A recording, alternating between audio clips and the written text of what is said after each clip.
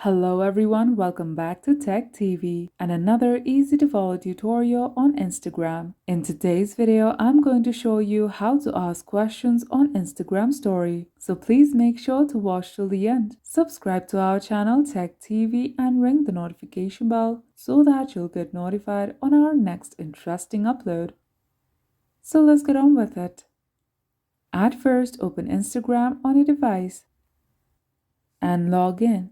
Once you are at the home page, tap the Add Story icon at the top left and take a picture or a video. Once you are done, tap the stickers icon at the top and tap Questions. A pop-up will appear, so type any question you want to ask. Then tap Done.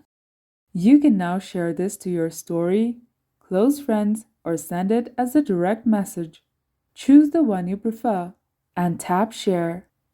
Now other people will be able to reply to your question. And that's how you ask questions on Instagram Story. If you liked the video, please leave a like and let me know if you thought it was helpful in the comment section down below. Thank you for watching and I'll be back with more interesting tutorials soon. Until next time.